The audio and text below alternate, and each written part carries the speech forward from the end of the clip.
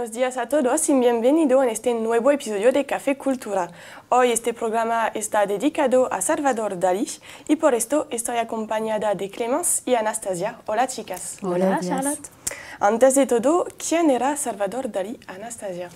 Salvador Dalí era un pintor español que marcó el surrealismo y el arte en general. Nació en Figueras, en España, en 1904. Hay que saber que perdió a su hermano mayor, que llevaba el mismo nombre que él. Siempre ha estado obsesionado por este hermano, quería reemplazarlo, quería demostrar que tenía su propia personalidad. Para mostrar su personalidad original y inspirada, se interesa desde la infancia por la pintura a través de clases particulares de dibujo. Le gustaba el mundo de fantasía y el arte figurativo. En 1921, Dalí fue admitido al Instituto San Fernando, la Escuela de Bellas Artes de Madrid. En esta escuela perfecciona su conocimiento de la escultura, del dibujo y de la pintura. Pero un año después sería excluido porque discutía violentamente las competencias de los profesores. A partir de este momento se dedica profundamente a la pintura, realiza varias exposiciones en Barcelona y Madrid. Sí, y abiertamente se ataca al arte convencional. Es en el París de 1929 que encuentra el grupo de surrealistas dirigido por André Breton, Éluard, Magritte, Ernest. Justamente se enamorará de la mujer de Magritte, Gala. Será su musa surrealista, la inspiradora de su vida y de su obra. A principios del decenio de 1930, en esta atmósfera creadora, Salvador Dalí está elaborando su técnica conocida paranoia crítica, a la que sigue para realizar a la inmensa mayoría de sus obras un método basado en el análisis de su propia paranoia. Dalí decía: la única diferencia entre un loco y yo es que yo no estoy loco. La idea era controlar sus alucinaciones y sus obsesiones para una utilización artística. Dalí tenía gran interés por el psicoanálisis y leía mucho a Freud. Es también en los años 30 que es excluido del movimiento surrealista a causa de sus declaraciones a favor de Hitler y de Franco. Podemos decir sobre él que era tan provocador como talentoso. Y ahora seguimos con sus temas preferidos para pintar, como el inconsciente y la física cuántica. Claro que sí, chicas. Usted estará de acuerdo conmigo si digo que con su estilo desesperado y su bigote apuntaba hasta el cielo, en la España de Franco, Dalí da el aire más de un loco sabio que de un pintor respetable. El caso es que Dalí es simplemente un moderno que revisa las tradiciones con las gran corrientes de pensamiento del siglo XX. Así como lo diría Anastasia, Dalí frecuentó el círculo de los surrealistas de París y se interesa por los estudios de Freud sobre el inconsciente. Acuesta entonces sobre la tela sus angustias y fantasmas. El resultado, carne y cuerpos dislocados sobre muletas o proveídas de carrones o animales podridos. Obras que tienen nombres enigmáticos como La miel es más dulce que la sangre, es 1927. Es una de sus primeras pinturas surrealistas donde sexo y muerte son mezclados. En 1934, el espectro del sex appeal muestra a un niño en marinera y sus frustraciones sexuales frente a este cuerpo monstruoso de mujeres que representa la libido. Pero su obra surrealista más famosa data de 1931. Su nombre, La persistencia de la memoria, rebautizado para el gran público como Los relojes mueres, y que evoca a la angustia del tiempo que pasa y de la muerte.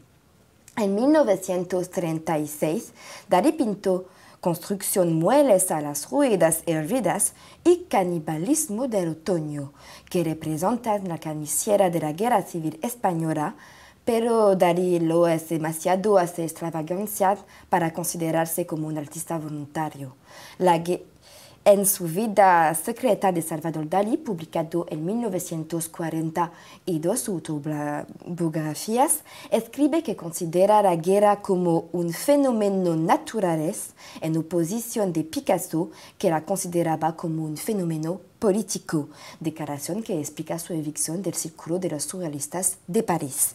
Esta separación es de hecho un renacimiento para él, que materializa en el niño geopolítico que observa el nacimiento del hombre nuevo en 1943.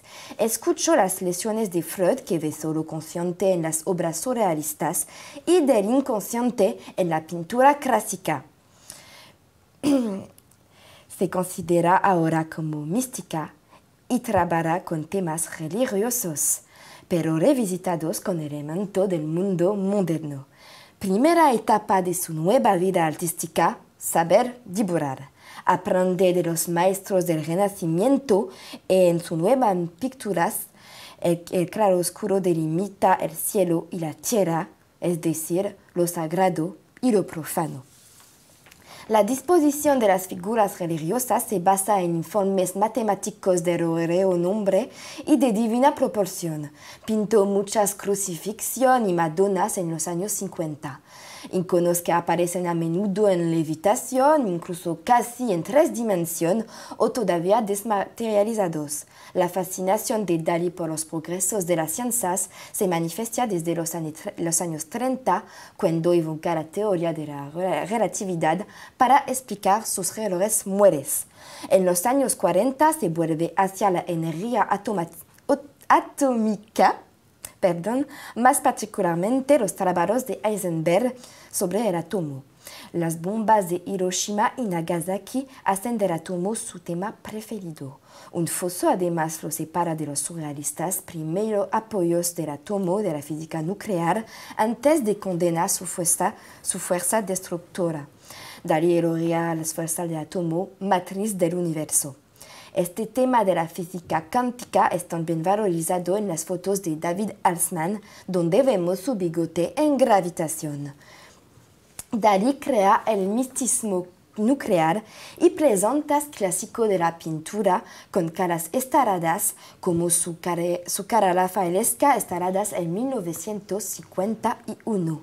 También su Madonna de Puerto Rico, donde aparece su musa y esposa Gara, es una recuperación de la Convegno Santo de Piero de la Francesca en el Renacimiento. El obelisco de la Berna figura también en la Tentación de San Antonio en 1954. Dalí remeda a los clásicos como el Angelus de Millet o su versión de la Cena de Jesucristo en 1955.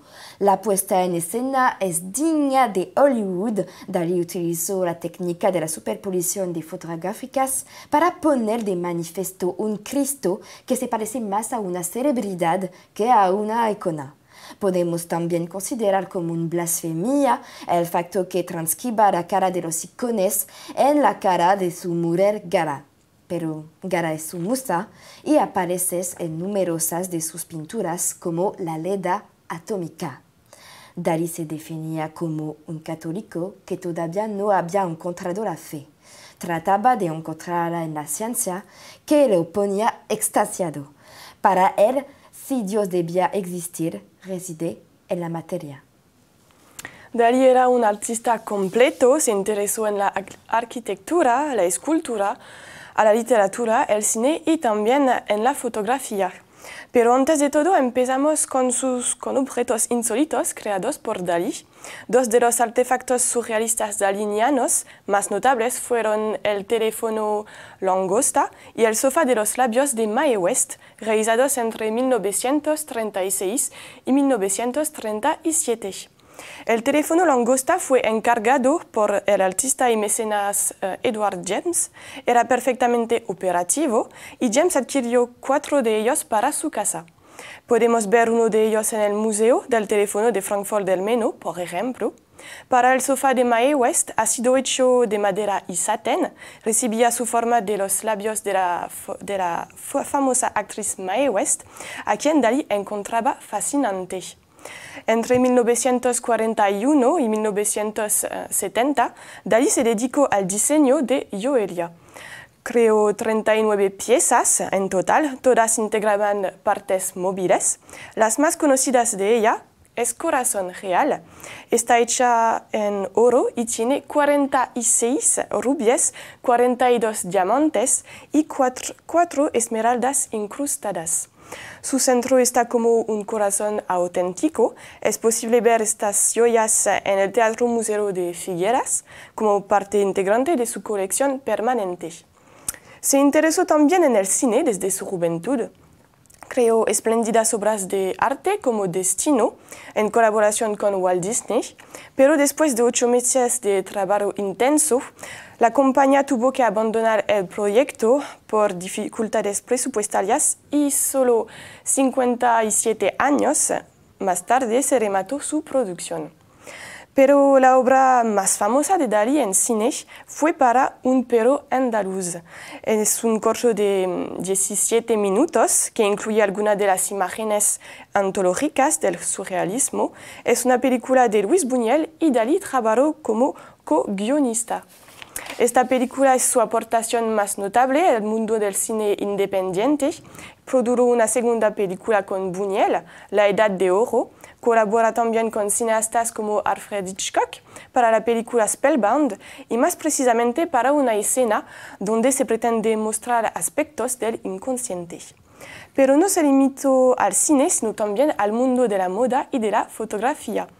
Colaboró con Elsa Schiaparello para la confección de un vestido blanco con una langosta impresa. También con Christian Dior diseñó un vestido para el año 2045. En el mundo de la fotografía colabora con Man Ray Brassai, Cecil Beaton y Philippe Alsman. Con Man Ray y Brassai realizó, por ejemplo, fotografías de la naturaleza. Decidió también de contribuir al mundo de la literatura.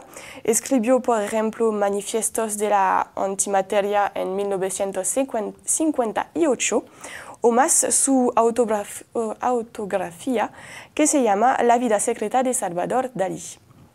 Se interesó también en la publicidad, participó en diferentes publicidades para Perrier, Alka-Seltzer y también el chocolate Lanvin. Con ella tuvo mucho éxito en Francia en 1958.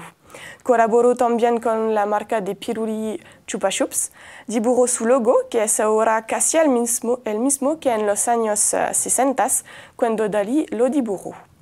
Le gustó mucho también estar en la televisión para hacer hablar de él y sobre todo ganar dinero. Por esto Dalí tenía el apodo de Abida Dorals, que fue formado con las letras de su nombre por André Breton, el papa del movimiento del surrealismo. Ahora conocéis a Dalí. Espero que os haya gustado este tema. Muchas gracias por seguirnos. Nos vemos la semana que viene para un nuevo tema. Buena semana a todos y buen día.